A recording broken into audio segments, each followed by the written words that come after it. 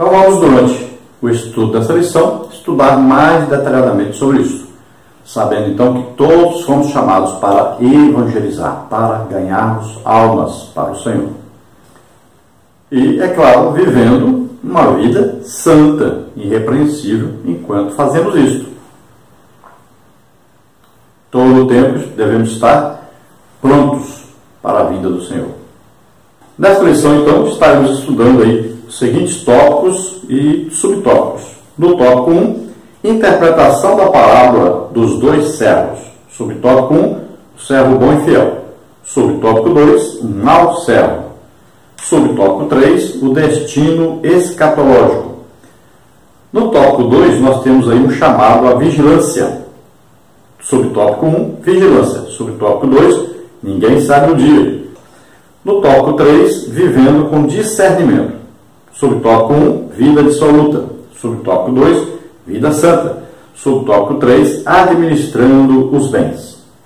A introdução da lição diz assim: o texto da leitura bíblica em classe está inserido no centro de um conjunto de ensinamentos do Senhor Jesus Cristo.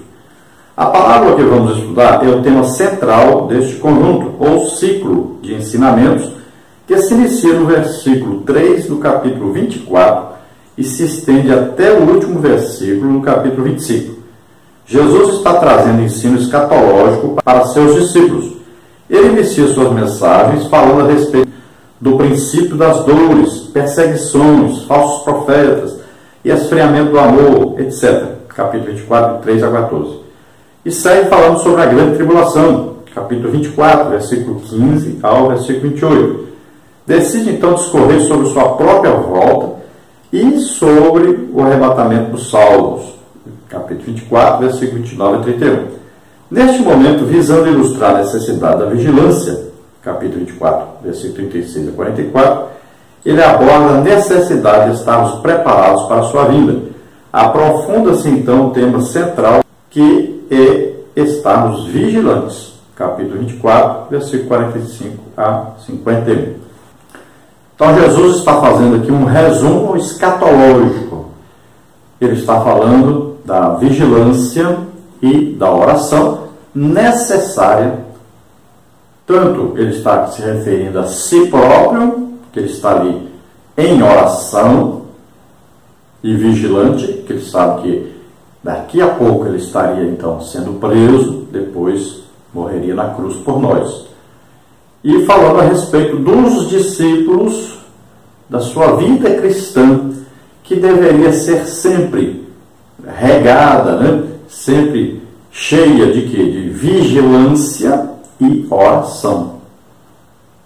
Pode ver que o apóstolo Pedro, no início da igreja, ele vai dizer: olha, nós vamos nos dedicar à doutrina e à oração. Olha aí, as duas coisas são importantíssimas, né? Então, todo crente deve estar atento a essas duas coisas.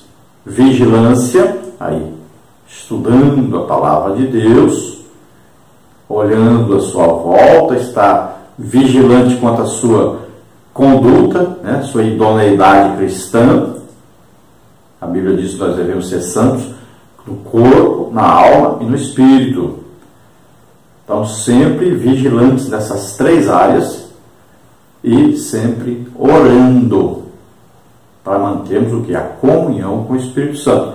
Ele é o nosso ajudador, lembre-se disso. Então, para nós sermos ajudados pelo Espírito Santo, devemos estar sempre em comunhão com Ele. Ele nos ensina o que Jesus nos falou. Ele é aquele que nos ajuda na oração. É aquele que nos conduz, nos dirige assim, enviando para lá, enviando para outra parte. Nos dá palavras que nós devemos falar. Então, Ele nos ensina as Escrituras. Então, se nós não tivermos a comunhão com o Espírito Santo, não teremos todas essas coisas. Devemos, então, manter firme essa comunhão. E é em oração, sempre orando. A palavra de Deus deve ser lida, meditada, estudada sempre. E nós devemos estar sempre vigilantes quanto à nossa vida, nossa santificação. Então, sempre no corpo, na alma, no espírito, nessas três áreas. Então Jesus começa aqui uma série de ensinamentos dentro do capítulo 24 de Mateus, e dentre esses ensinamentos ele vai falar sobre aí o arrebatamento da igreja, vai falar sobre aí a grande tribulação e vai falar também da sua vinda, essa segunda vinda. Depois da sua morte ele vai voltar. Então essa segunda vinda dele tem duas fases, então o arrebatamento e depois no final da grande tribulação. Agora, quando ele chegar para o arrebatamento, nós devemos ser encontrados fazendo aquilo que nos ordenou Jesus, né? Ir por todo mundo, pregar o evangelho a toda criatura. Olha aí, é uma ordem, é evangelização. Então ele deve nos encontrar, nos achar fazendo assim. Então no tópico 1 nós temos aí interpretação da parábola dos dois servos. Subtópico 1, servo bom e fiel. Subtópico 2, um mau servo. Subtópico 3, o destino escatológico. Subtópico 1, servo bom e fiel. A parábola é contada tendo como base uma comparação entre o comportamento de dois servos. O primeiro, fiel e prudente, confiado em uma posição superior, esforça-se para realizar zelosamente a tarefa recebida, porém ele sabe que não é administrador geral da casa, mas apenas um despenseiro. No entanto, por ser um servo fiel e prudente, ele agora tem a oportunidade de demonstrar na prática se realmente é sábio, pois o seu senhor o premia, promovendo-o administrador de todos os seus bens. Versículos 45 a 47. Então a primeira parte aí está falando o quê? Falando sobre um bom servo.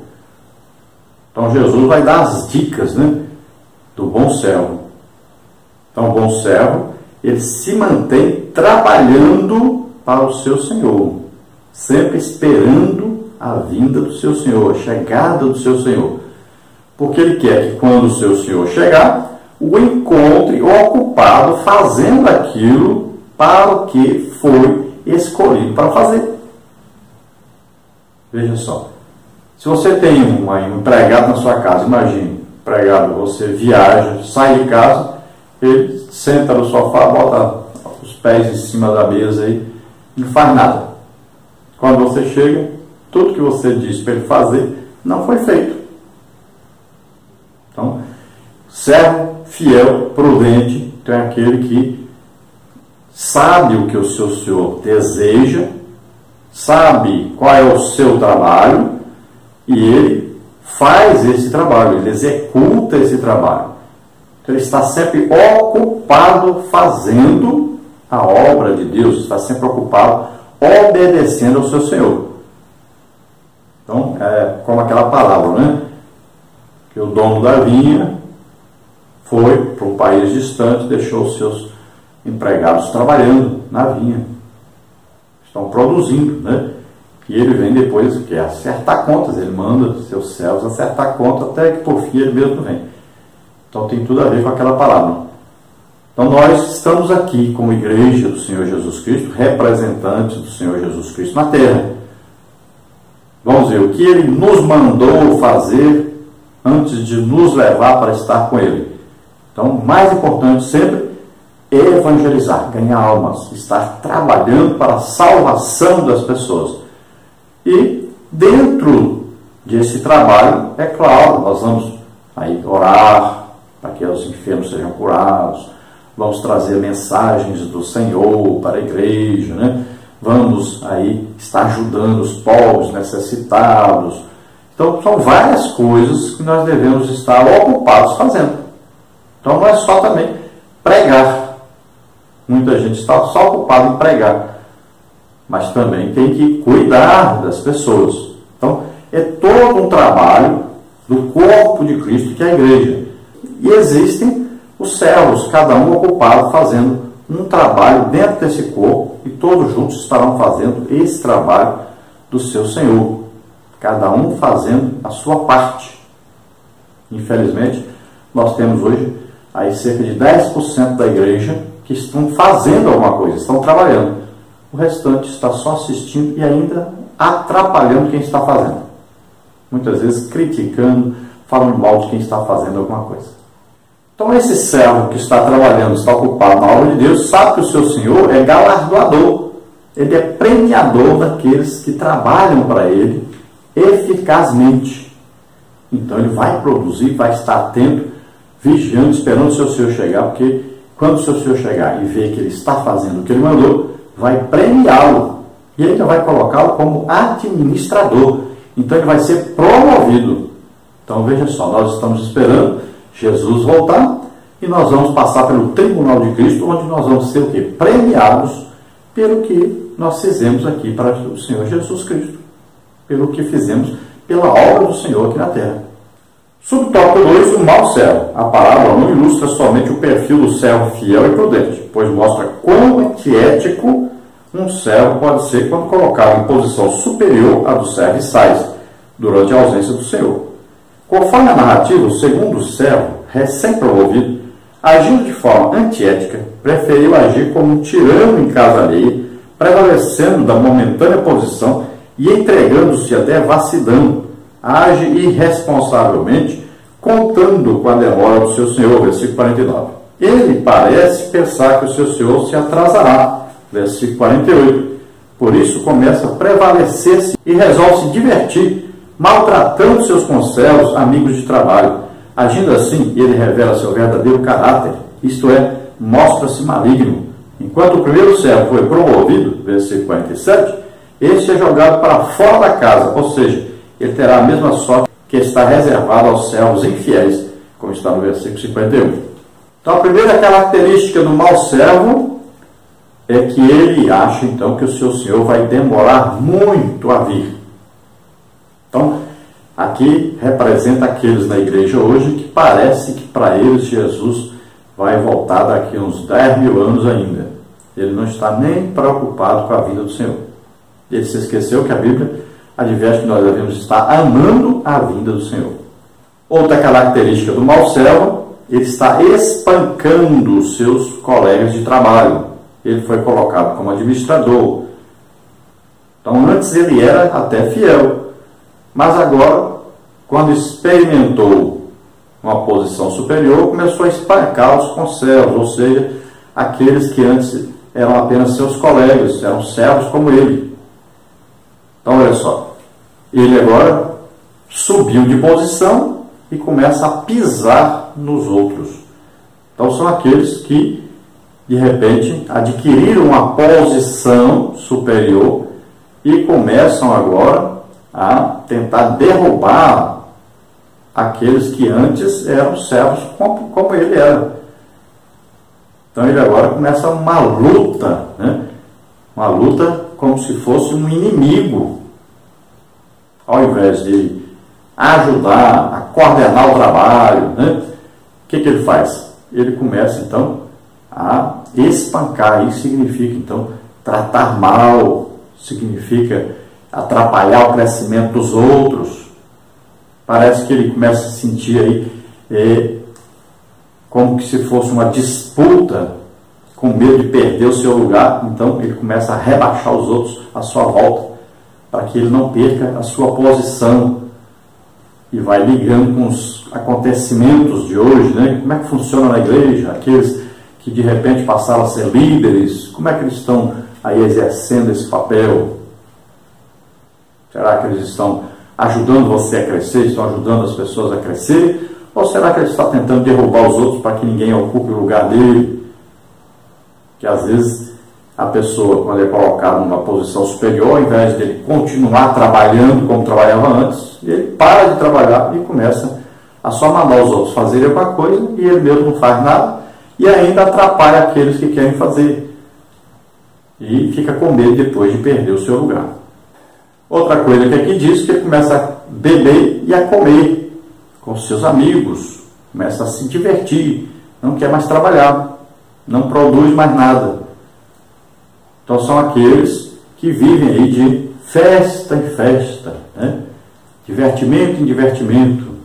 Sempre que você procura por ele, ele está programando alguma festa, ou está participando de alguma festa, a sua agenda está sempre cheia de coisas assim, de divertimentos, passeios na praia, a fazenda, ao sítio, a Jerusalém, não sei o que, tanto passeio, tanta festa, todas as festas de casamento, de aniversário, ele está lá.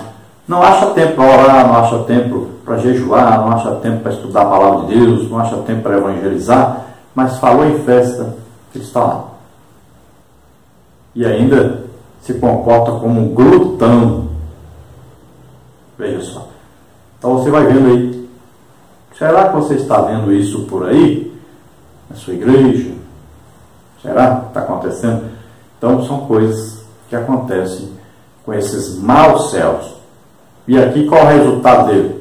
Enquanto o outro, o seu Senhor, o colocará como administrador, e ele estará em comunhão com o Senhor, este aqui, ele é tirado então da sua posição de administrador, e ele agora é colocado como aqueles infiéis.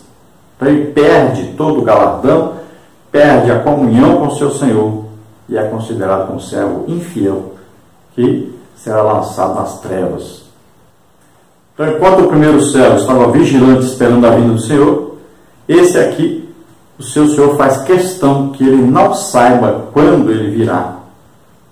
Faz questão de esconder dele a sua vinda, a hora, o dia, tudo. Então o outro, para ele, todo dia é o dia que o seu Senhor virá, então está sempre pronto. Para esse, como o seu Senhor, para ele, vai demorar muito a vir, ele nunca está pronto, nunca está esperando. Sempre será uma surpresa quando o seu Senhor chegar, porque ele nunca está esperando o seu Senhor.